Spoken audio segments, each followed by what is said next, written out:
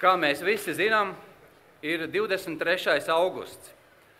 Tas ir tāds datums, kas Eiropā un it sevišķi šeit Latvijā daudzas neatstāja vienaldzīgas.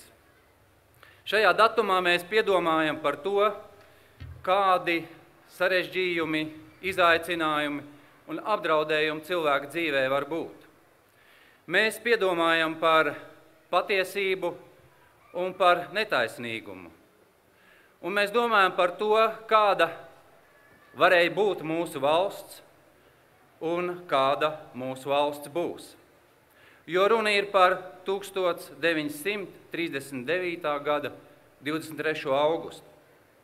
Prātā nāk tāda vārda kā Hitlers, Staļins, Molotovs, Ribbentrops, it kā jau labi pazīstami vārdi, tādi, kas bija ienaidnieki un reizē draugi, tādi, kas spēja vienoties uz citu rēķinu.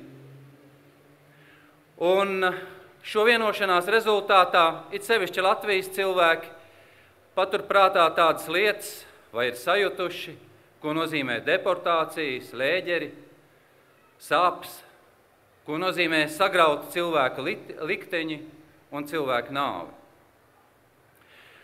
Un mēs zinām, ka vairākus gadu desmitus, vismaz 2 paudzes Latvijā tika bailēs turētas paklausībā. Un likās jau, ka no šīm bailēm mēs nekad netiksim vaļā. Taču bija cilvēki, kuri uzdrīkstējās pretoties.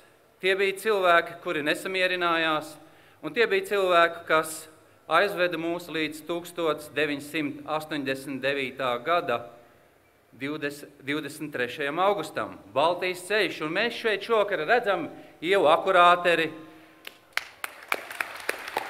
un, protams, leģendāro Pērkoni, jo kas gan būtu bijis sasniegts, ja šie cilvēki, šie mūziķi nebūtu bijuši ar mums kopā toreiz, kad tauta bija jāaicina cīņā.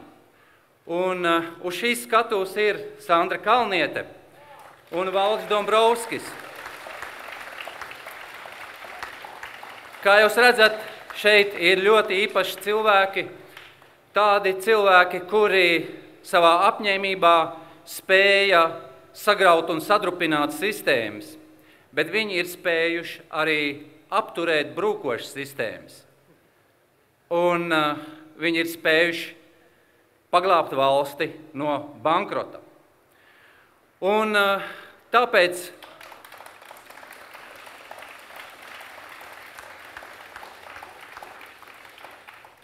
tieši šovakar, 2010. gada 23. augustā, mums ir ļoti svarīgi paturēt prātā, kādi ir mūsu nākotnes izaicinājumi, tuvāki un tālāk. Un tieši tāpēc ikvienam no jums ir jāpadomā, kas mūs gaida tuvākajos mēnešos. Vai mēs kritīsim atpakaļ, vai mēs spēsim kāpt kalnā. Ja mēs gribam kāpt kalnā, tad jūsu izvēle ir vienotība.